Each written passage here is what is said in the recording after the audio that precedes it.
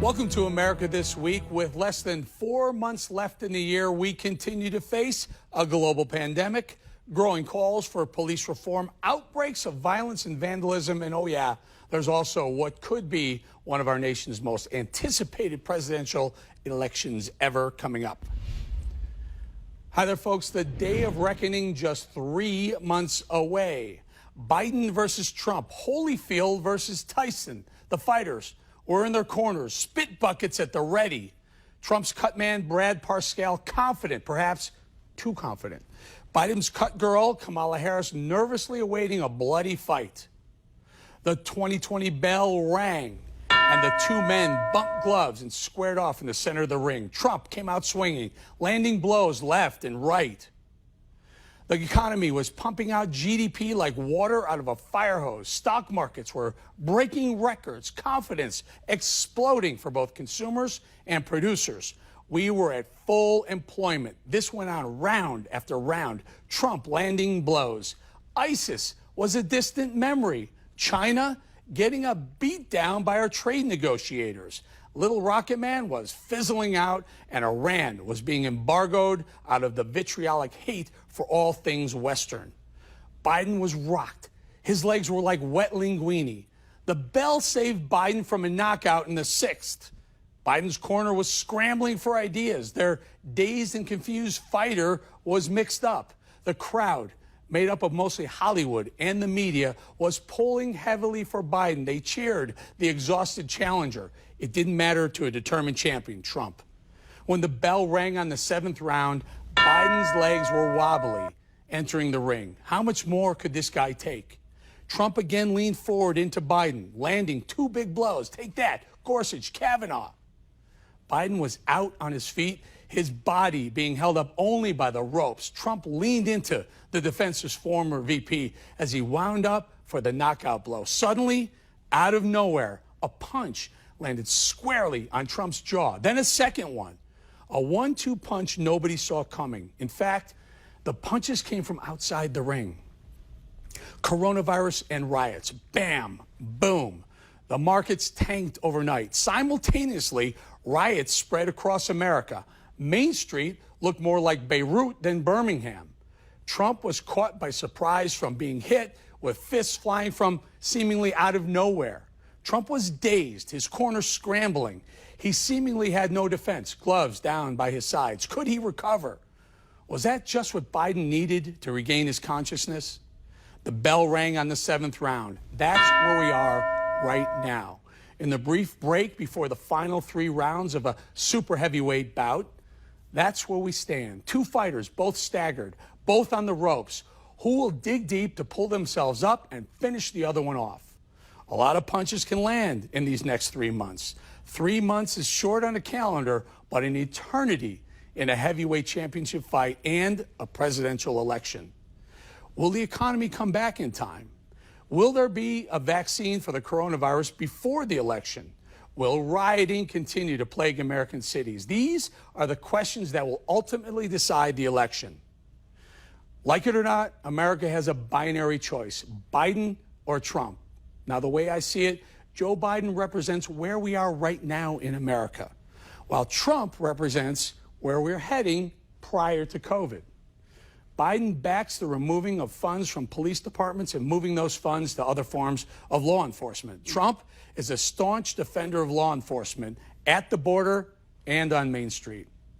Biden said he'd like to make Beto O'Rourke his gun czar. Beto has told the country he believes in the banning of the most popular firearm in America and making gun ownership a privilege, not a right. Trump backs the Second Amendment to the letter per our Constitution. Biden has outlined massive tax increases. Trump has cut taxes several times in his first term, including a middle-class payroll tax cut this week. For me, I'm pulling for the guy who represents America pre-COVID. Call me crazy.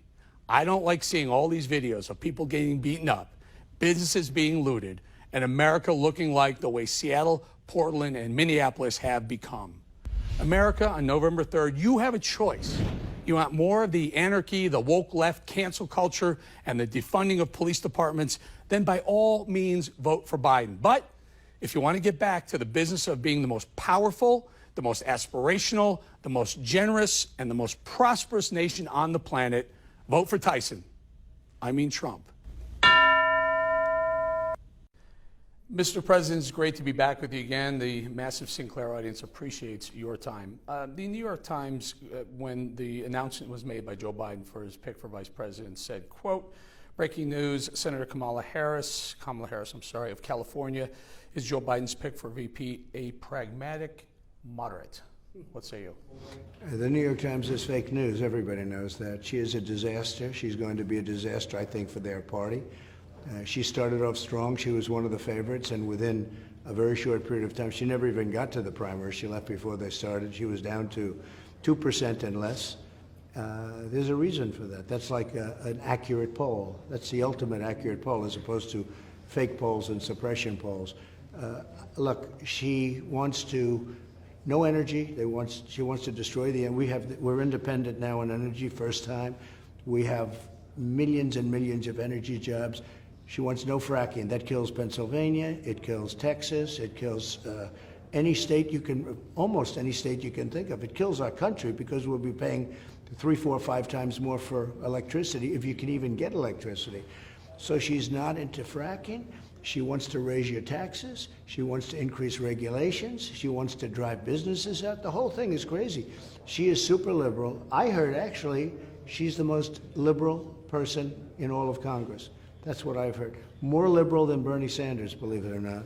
She, at one point, compared ICE agents to the KKK. Yeah, it's terrible. How does Joe Biden square that if he's going after the African-American vote? Well, the ICE agents, I have to tell you, have done what a job they've done. And you wouldn't want the job, and I wouldn't want the job. I have to be honest with you. That's a tough job. We've taken thousands and thousands of MS-13 out of this country, killers, gang members, and other gang members. We've taken thousands of terrible rapists and murderers and people out of this country, and they disrespect ICE. They're tough because they have to be. If you had that job, you have to be tough. You cannot be a weak person, that I can tell you. But we've taken some of the greatest killers of the world out of this country and brought them back where they came from. And, you know, the border wall, you and I have been discussing it for a long time. The border wall is up to 280 miles now. And everywhere it goes, we stop people cold. You can't get in. And the only way you come into our country is coming in legally. You know, we've made so much progress. But Border Patrol and ICE, people have to respect them. And they have to respect law enforcement. And they have to give law enforcement back their strength, back their teeth, back their power to protect people. They've taken that power away in New York. New York City crime is up at a level that nobody's ever seen before. If you look at Chicago, I don't even have to tell you to look at it. You see it every day, what's going on. Look at Portland, where you have anarchists. These are all Democrat-run cities. And frankly, if Biden would win, our whole country would be like that. And you would have a stock market crash, the likes of which you've never seen before. You'd lose your jobs. Your 401ks would be worthless. And everybody knows it.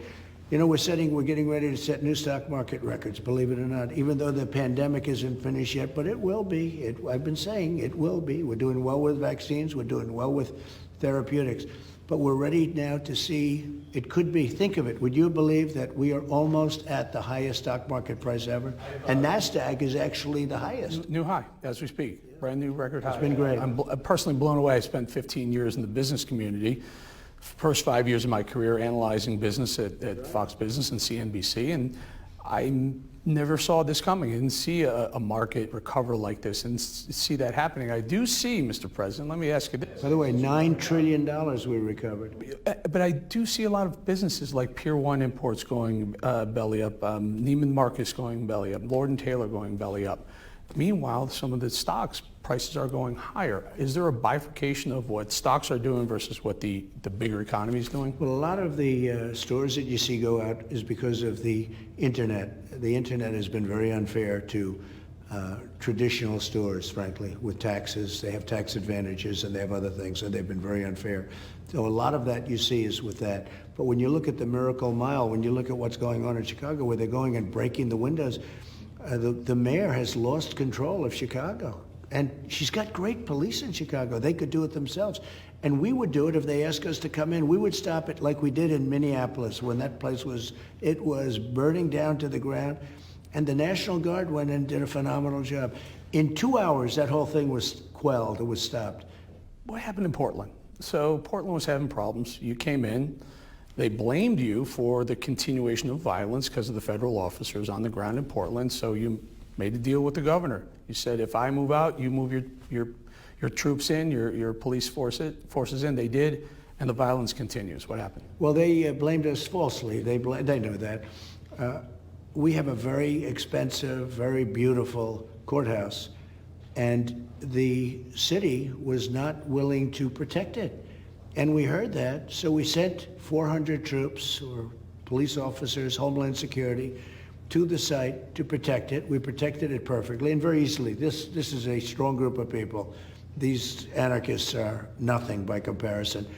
But our sole job was to protect the courthouse, which we did.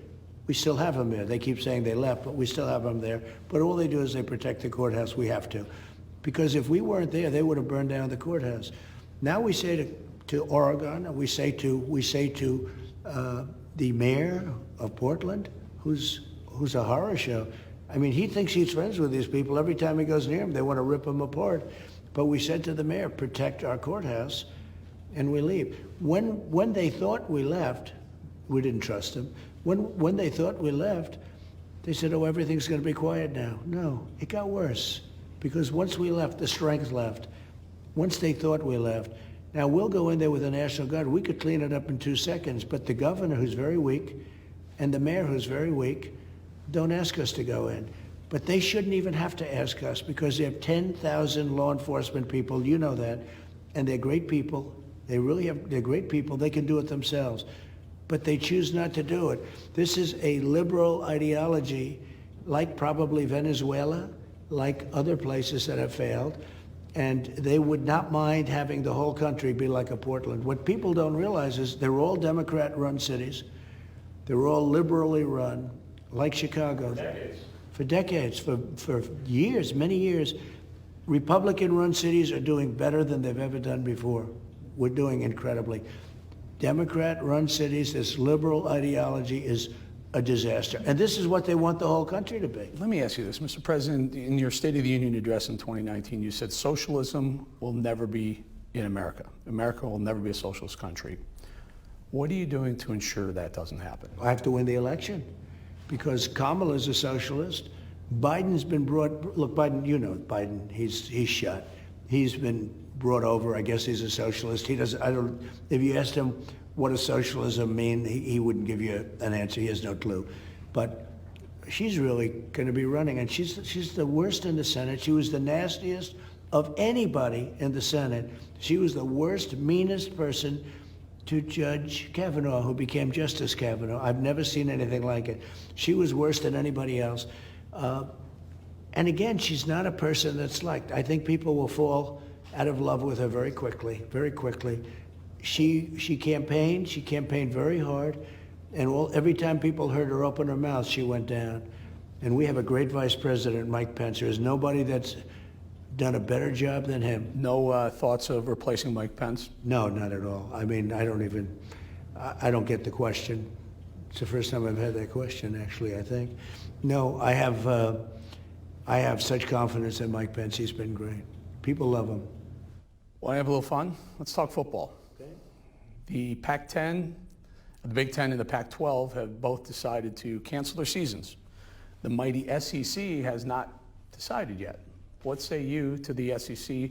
And also, let's take note that Trevor Lawrence, probably the best player in college football, says it's dangerous not to play football because when you're playing football, you're in a controlled environment. When you're not, you don't know where the players are headed. So what are your thoughts on? I spoke to Trevor yesterday. He's a really smart guy, great player, really good guy too. And he is so right. He is so right. He wants to play football. They all want to play football. And these people that aren't allowing them to play are doing a tremendous disservice. Tremendous disservice. My answer, play football. They're also young, strong people. If they would get hit, they're going to be fine. They're going to be great. But they won't even get hit. But if they did, They'll be just fine. Play football. What about the NFL? Well, you have to understand, I'm mixed in one sense. I want them to play. I'm with them all the way. We've helped them. We've gone all out for them. But if I see them not standing and saluting and standing and really respecting our American flag, if I see them not standing for our national anthem, I won't be watching. And you know what? A lot of other people agree with me. Where did you ever think you'd be sitting in a chair as President of the United States saying, you better stand for the national anthem, you better respect your flag? No, and I thought we won this battle. I had this battle 2 years ago with the NFL, and their ratings went down 25%. Their crowds stopped coming. I mean, they had empty seats all over the place. I thought this was over.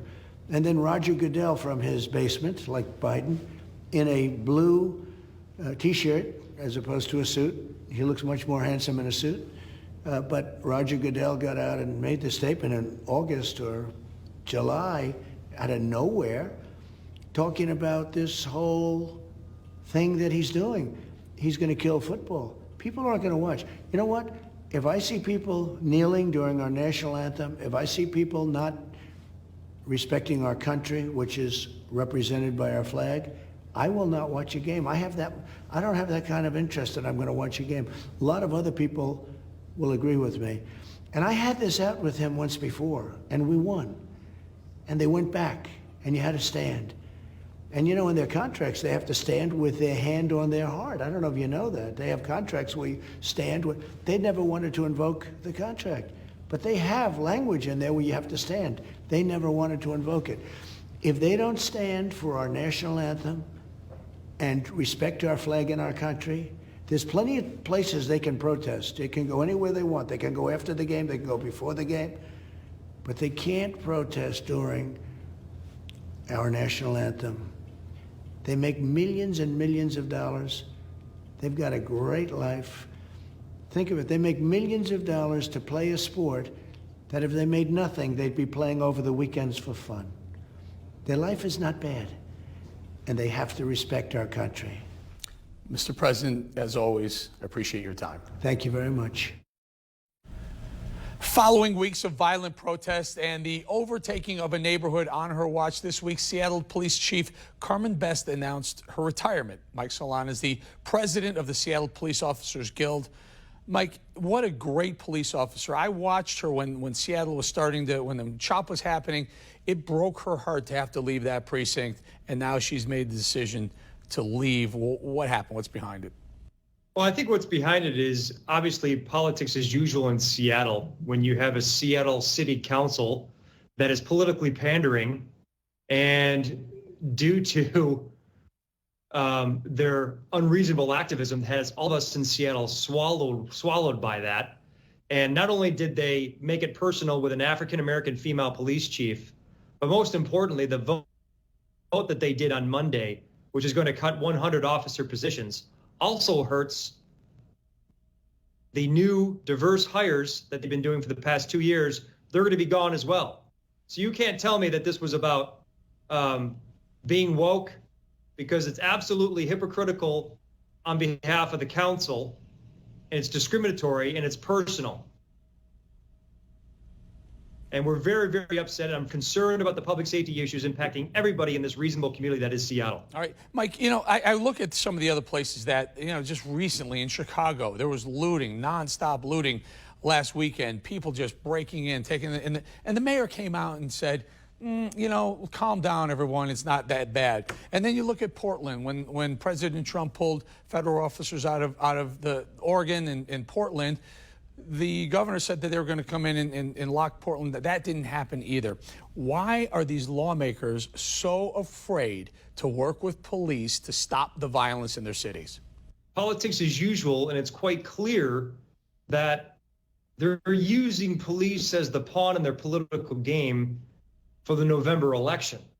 That's clearly what's happening here.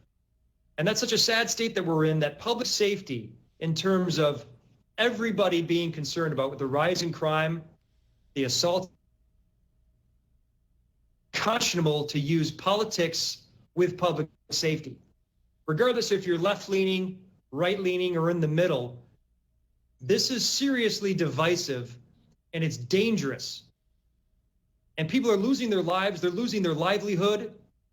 And the Chaz Chop experience, that sad experiment that it was here in the month of June and July, will be a picnic compared to the rising crime that Portland. And as this spreads, and you can obviously see what's going on in New York, this is absolutely a troubling time for our United States of America. Mike, tell us, you represent the Police Officers Guild. Tell us how it must be so demoralizing for the cops on the street who have to go and risk their lives. I mean, they put on Kevlar vests every day so we don't have to. They're walking the streets, and they're being completely disrespected by these Antifa types, these protesters, whatever we're calling them. And then they don't get the backing of the mayor. I don't know. How is Seattle? Is the community backing the police department at least? Well, I'd say the community does, Eric, and that's a great question. There is a reasonable ignored majority in the city of Seattle, and that's indicative of 170,000 plus signatures and climbing that we got at our stopdefunding.com website to do that. And that tells you that the majority of those signatures are Seattle zip codes.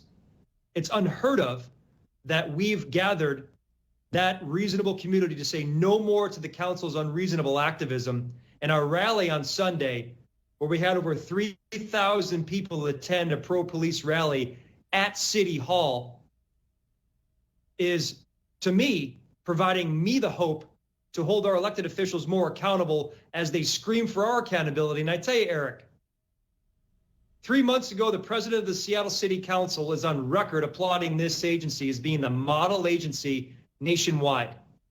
Tell me, is it or is it not hypocritical for now that same institution, that council, looking to defund us by 50%? They started in 2020. I think our campaign pushed back hard, so they walked back a lot of the rhetoric, but now they're coming after us more in 2021.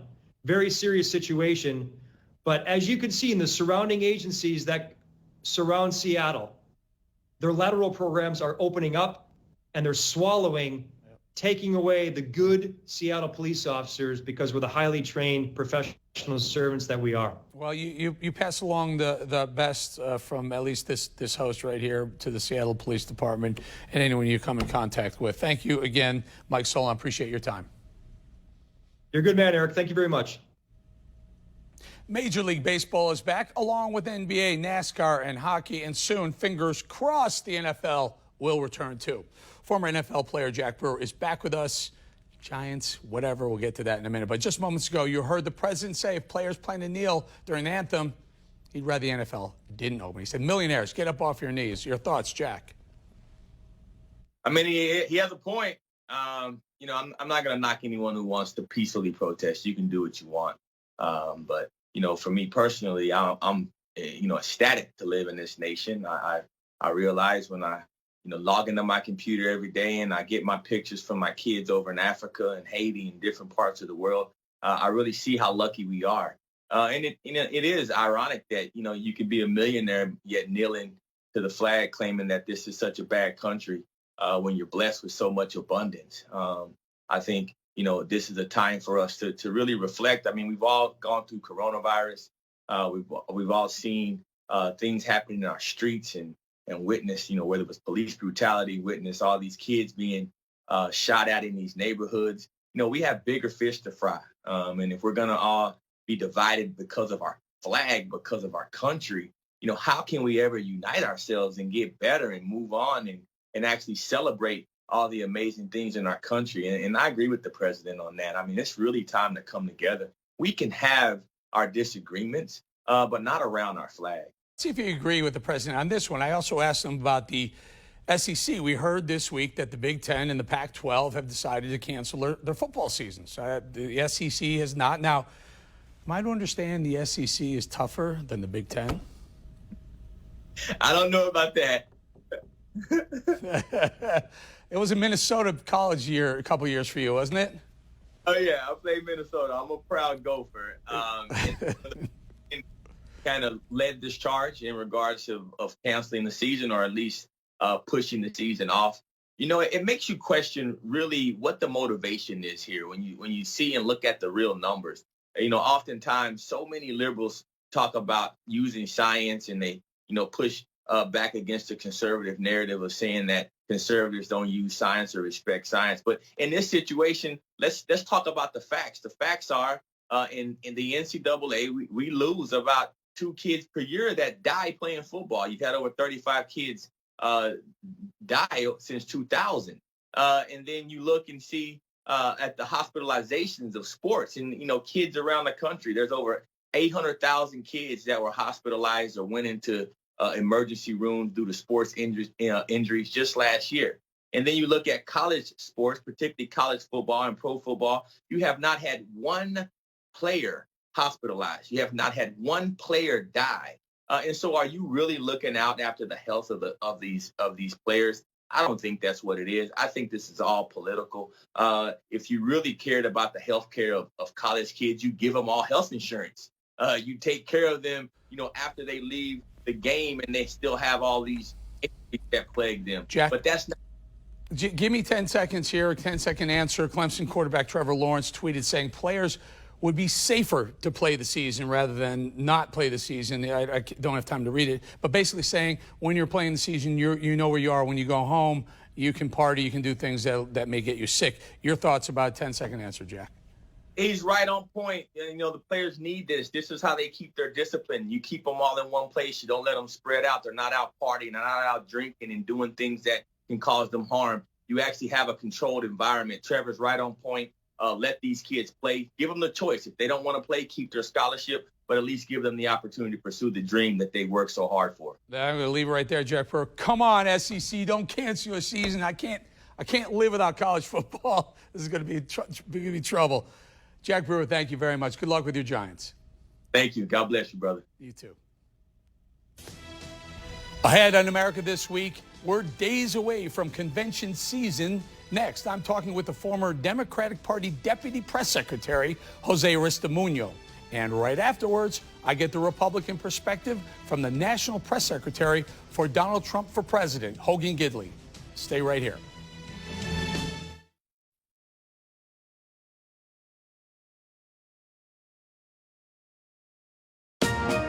America, one nation, from Florida to St. Louis to Seattle.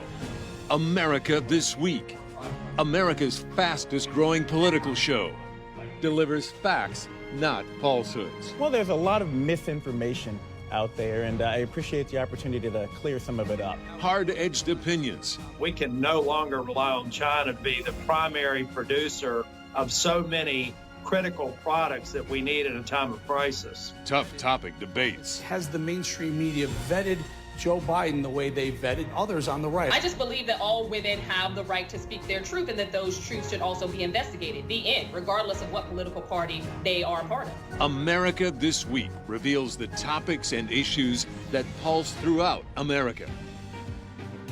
Fighting COVID-19. We're working with every single state to be able to detect outbreaks before they spread into the community. And the path forward. Getting back to some degree of normality, that will come. We will get over this. America This Week investigates chaos at the southern border. Go, go, go, go, go, go, go. The poisoning of America. It's in the soils, it's in the water, and it's in our blood. Toxic chemicals linked to multiple cancers found in towns across America. We were poisoned, and we are still poisoned. Almost every day, there is a new community that is finding out that their water is contaminated. America This Week relentlessly seeks the truth on your behalf. I'm Eric Bolling. Join me for a fascinating look at America This Week.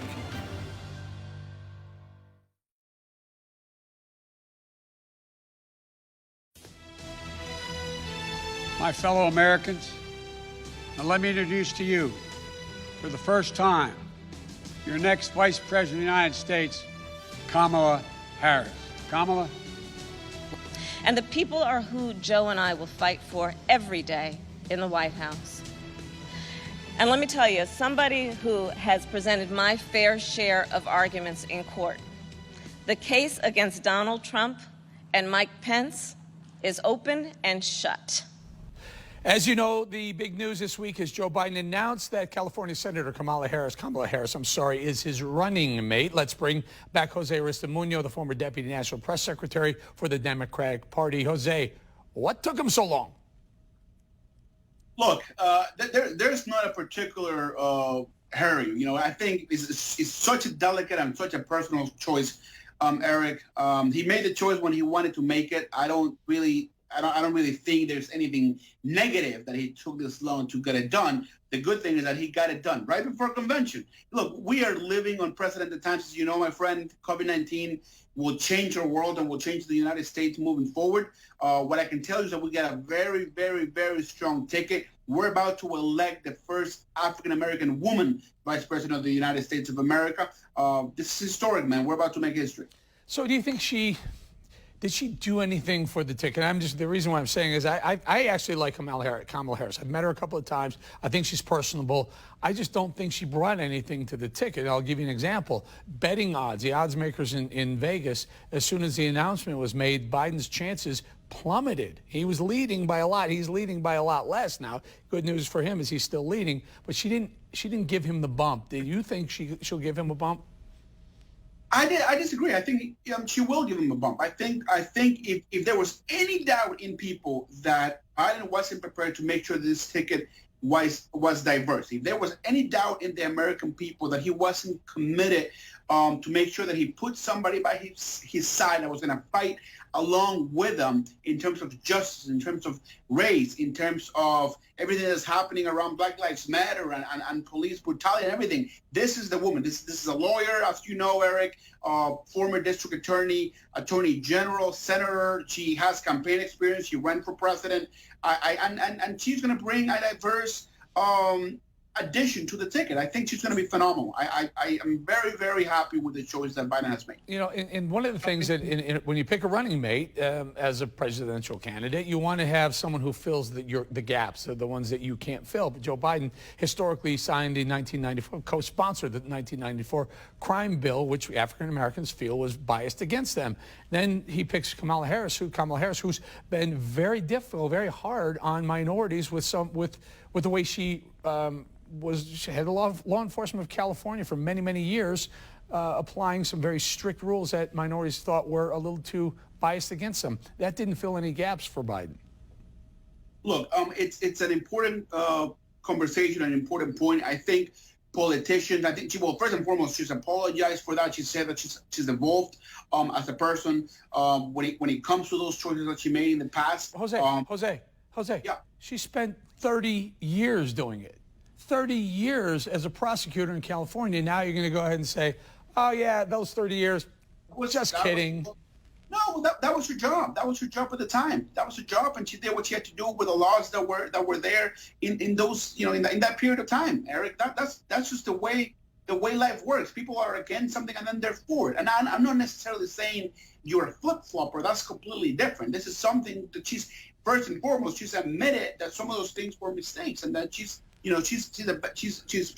evolved as a person, and so that's part of it. That's part of politics. And any politician that tells you I've never made a mistake, this is the way I am, they're lying. Those are the type of people you have to be careful. All right. Well, Jose Aristimuño, always good to have you. I think we're going to have you back for the DNC next week as well. Thank you, Jose.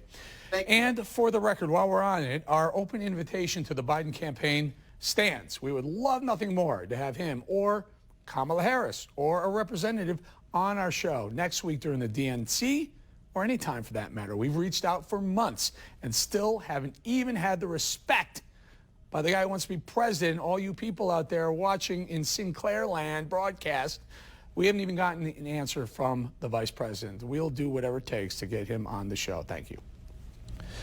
Okay, now let's go to the National Press Secretary for the Trump re-election campaign, Hogan Gidley, and you're going to break some big news for us. The location and the topic and everything about the RNC speech will be where, Hogan? Well, that is a great tease, but that is not going to happen on this show. That's left up to the President of the United States. What I do find interesting is I love how Donald Trump, our president, just gets to live rent-free in the heads of Democrats and members of the media. They didn't want him speaking at Mount Rushmore. They pitched a fit when he speaks from the Rose Garden. Now he may give a speech at the White House or potentially Gettysburg. and they don't like that either. Did you notice the common theme there?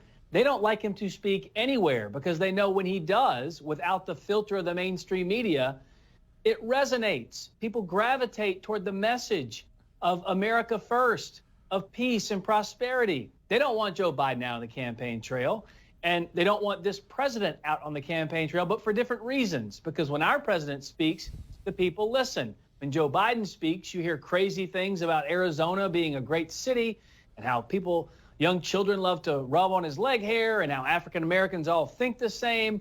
That's the difference between these two men. And look, if he got on a Marine One and then on Air Force One and flew somewhere, you know as well as I do, the Democrats would say he's using taxpayer funds, and wherever he goes is now a super spreader for coronavirus. If he does it at the White House, I say, well, that's taxpayer funds. He can't use that. It doesn't matter what this president does. The Democrats are against it, even if that impacts positively the American people. They don't want to hear about it and will still complain about it. I'll give you another one. I'll give you one that's so blatant, it just blows my mind. I come from the business world, and when President Trump said that he was going to do a payroll tax holiday, that was great for workers. That was great for businesses. Those are things we wanted to hear. But the left, Pelosi and Schumer, came out saying, oh, you mean he's going to dip into Social Security?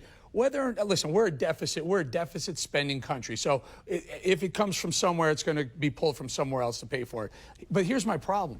They didn't open their mouths when President Obama suggested the exact same thing a year or two into his first term when he was trying to save the economy. He said, let's do a payroll tax holiday. I didn't hear one of them complain about where the money was coming from for that. In fact, they even said that it would create jobs. It was a great idea. So it's just so interesting. They used to be for a wall until Donald Trump gets in office and says we're building a wall. They used to be against open borders until Donald Trump gets in office and says we want to close down our borders to make sure that our people are safe and secure. It doesn't matter what this man does. They're just going to be against it, regardless of how great it turns out for the American people, regardless how well it protects the American people or our economy. They just don't like him. And as one of my counterparts used to say a long time ago, the great Sarah Sanders, that they have to decide whether they hate this president more than they love this country. And I think they've already made their decision. Very quickly, Hogan, less than a minute or so. VP pick is in. Now your thoughts on KDH, Kamala D. Harris. Well, I have to tell you, the move to the radical socialist wing of the Democrat Party for Joe Biden is now complete. We've been talking about it for quite some time. He's an empty vessel filled by the radical ideas of the Bernie Sanders, the Ilhan Omars, the Rashida Tlaibs, and now the Kamala Harrises of the world. And look, she is as radical as they come. The GovTrack poll has her voting way more liberally than Bernie Sanders. She is the most liberal senator of all, and she, quite frankly, is just like Bernie Sanders, but without the charisma and without the crowds. She has been far left for quite some time. Open borders is her policy. Green New Deals that would crush the jobs in this country, 10 million from the energy sector. We know she is so soft on crime, refusing to get the death penalty for cop killers or MS-13 gang members. She's got problems, but still, Joe Biden's at the top of the ticket. He picked her, and they're the most liberal, most leftist, most socialist ticket ever devised. And so I think the American people have a clear choice, and that's Donald Trump. We're going to leave it right there with Hogan Gidley, the best-dressed man on television, broadcast, or cable. Hogan Gidley, thank you. Thanks so much. Coming up next on America This Week, Biden picks Kamala Harris as his running mate. Amisha Cross and Sebastian Gorka discuss what this means for the race for the White House. A couple weeks ago, I brought you to the California-Mexico border where, while our cameras were rolling, a major meth bust went down. Next week, I'm headed to Kentucky, where illegal grow fields pop up, get this, on U.S. parklands. We'll show you how U.S. drug enforcement eradicates a field by torching it. I want to remind you why I'm so involved in busting open illegal drug rings operating in plain sight in America, in our backyards. I'll bring you never-before-seen footage behind the scenes of the real drug wars. Dope Inc. It's big business, and it's killing thousands of our beautiful children every week. Go to the foundation I set up in my son's name, see what we're doing, join me in fighting for our children. EricChaseFoundation.org. Go there.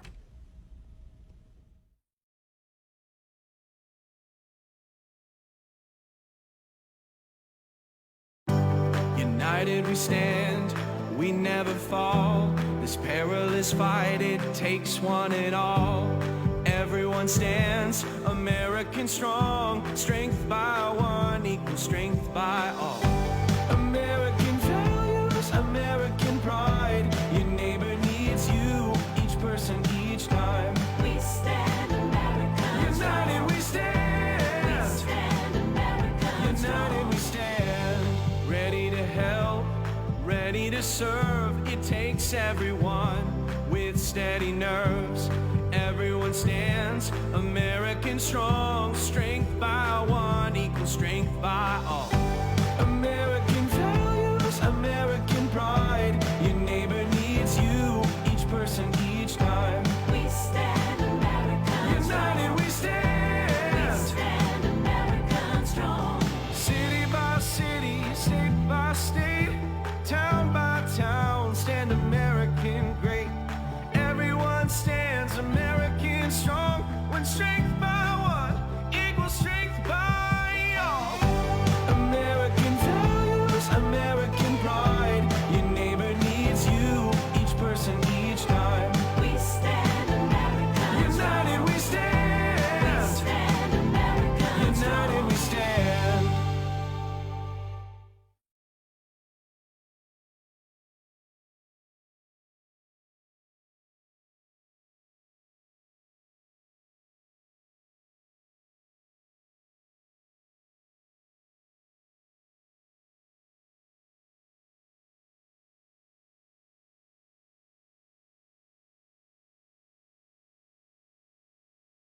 Okay, now let's hear from both sides of the aisle here, going head-to-head. Sinclair political commentator Amisha Cross and member of the President's National Security Education Board, host of America First on Salem Radio and Sinclair Media contributor Dr. Sebastian Gorka. The topic du jour, or this week, Amisha, the pick.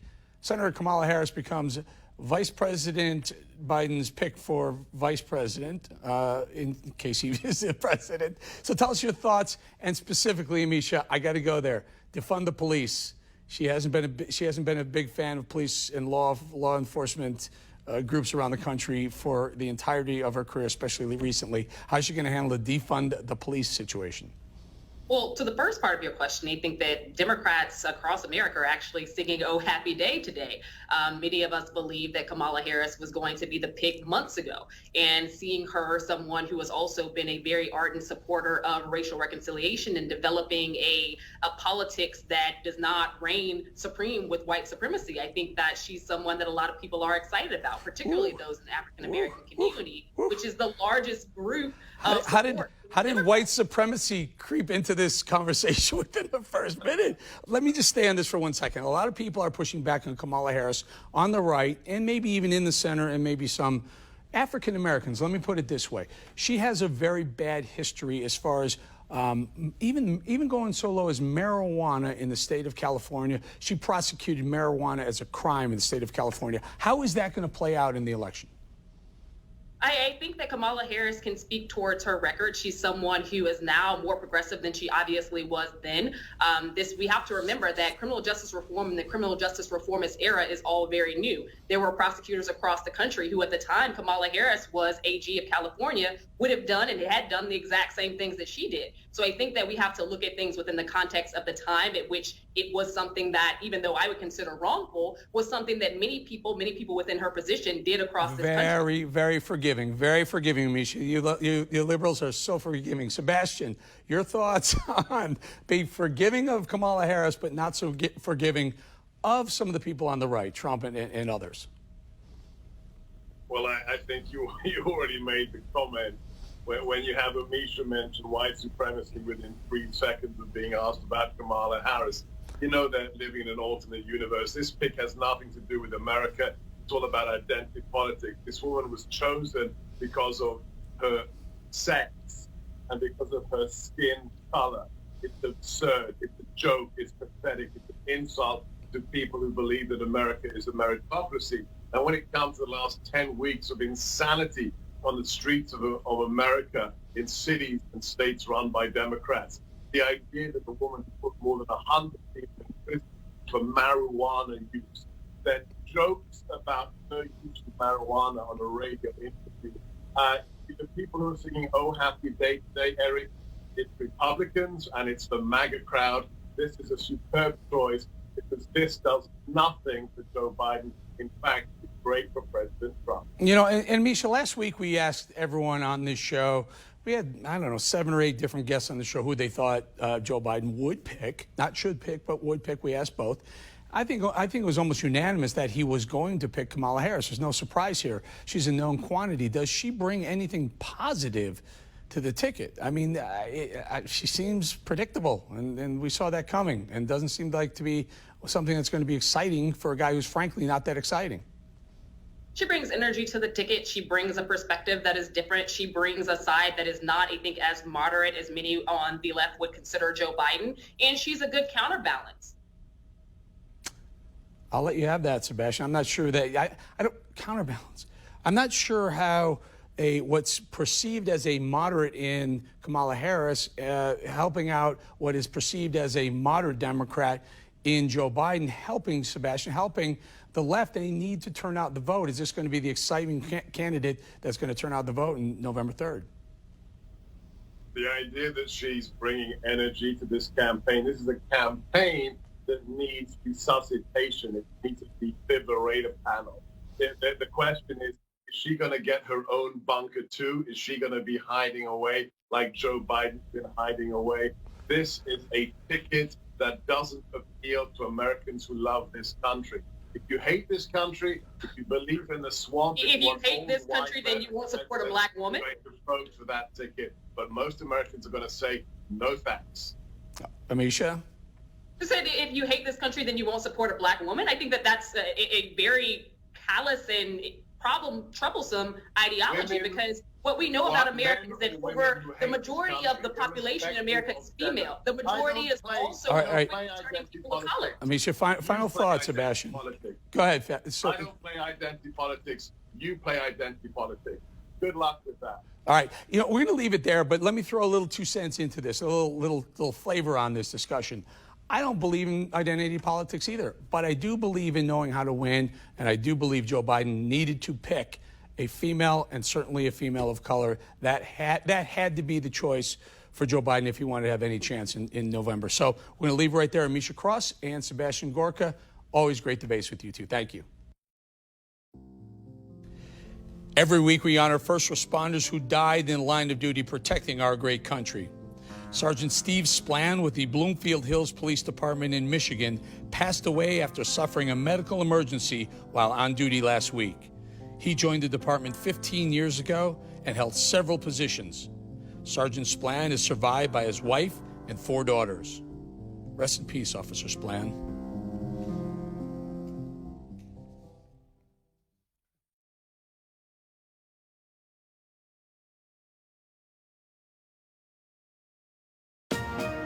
America, one nation, from Florida to St. Louis to Seattle.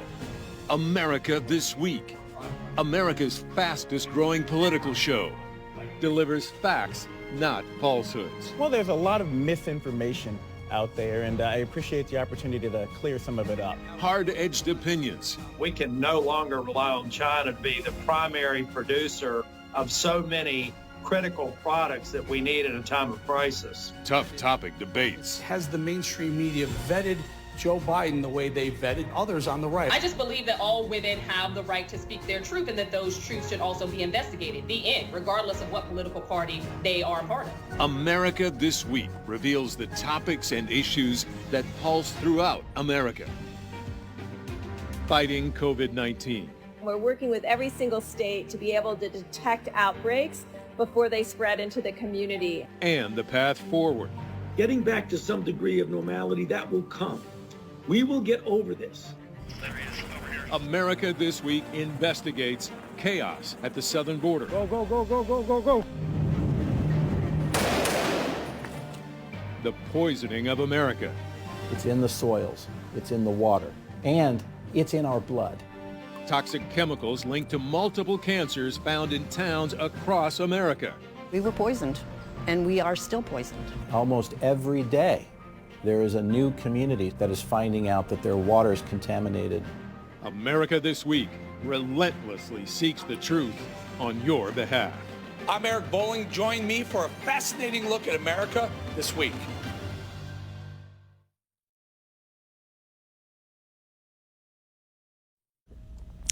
She was one of the so-called gatekeepers to President Trump before stepping down last year. Now, Madeleine Westerhout is releasing a new memoir about what really happened with reporters right before her departure. It's called Off the Record. Joining me now is the author herself and former director of the Oval Office operations, Madeleine Westerhout. Madeleine, thank you. I've known you a long time.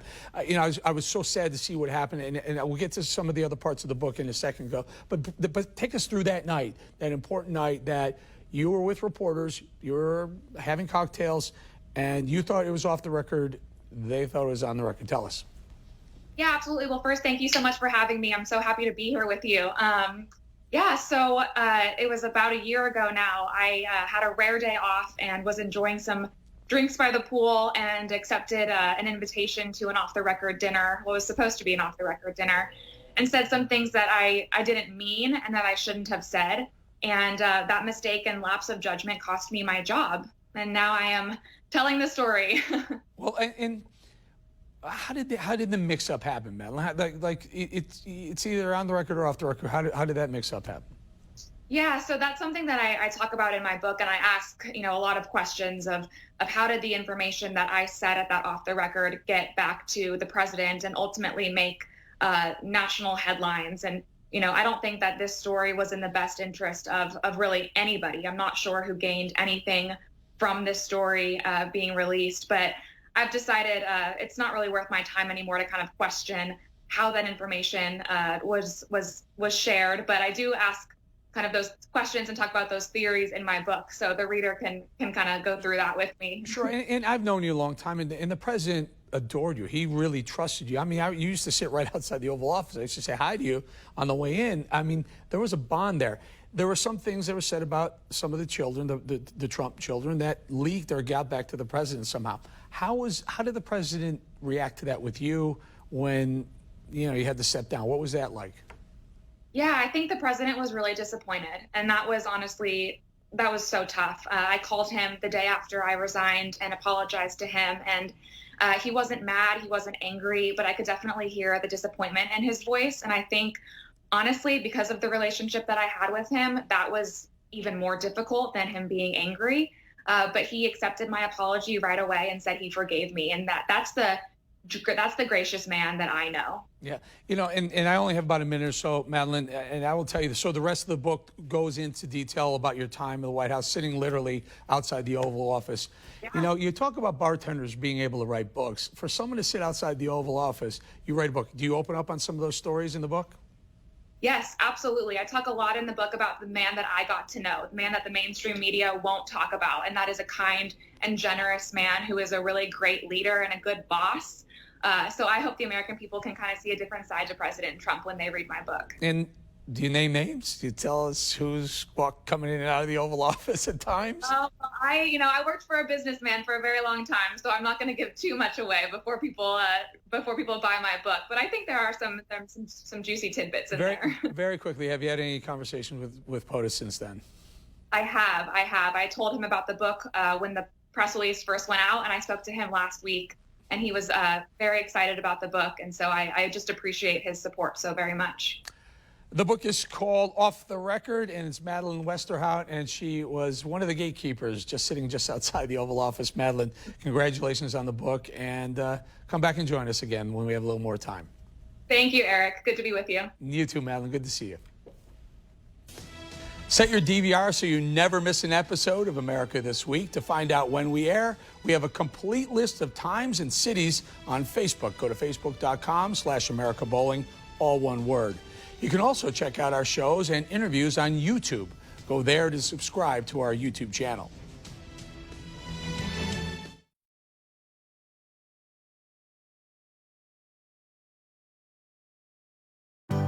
United we stand, we never fall. This perilous fight, it takes one and all.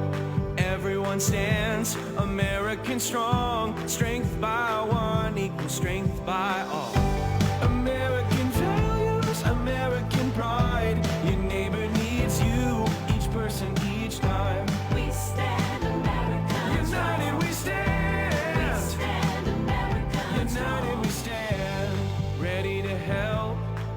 ready to serve. It takes everyone with steady nerves. Everyone stands, American strong. Strength by one equals strength by all. American values, American pride. Your neighbor needs you, each person, each time. We stand American united, we stand. We stand American strong. City by city, state by state, town by town, stand American great. Everyone stands American strong. When strength by one equals strength by all. American values, American pride. Your neighbor needs you, each person, each time. We stand American united, we stand. We stand American united, we stand.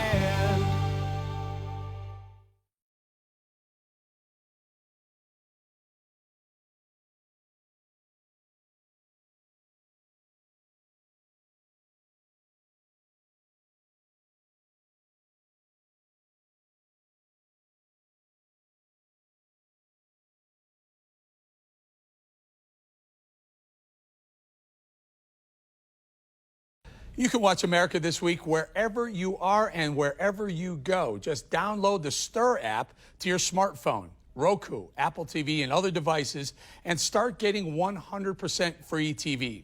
America This Week airs every Sunday at 9 a.m. and again at midnight on your local Stir City channel. That's Channel 1. That puts every show at your fingertips. Again, 100% free. Well, that wraps up another week in the D.C. swamp, getting swampy in here. Thanks for joining us. Don't forget to tune in next week when we have special coverage of the Democratic National Convention. And the week after, we'll also have additional coverage of the Republican National Convention. Trust me, these are shows you're not going to want to miss. Good night, everybody. See you next week.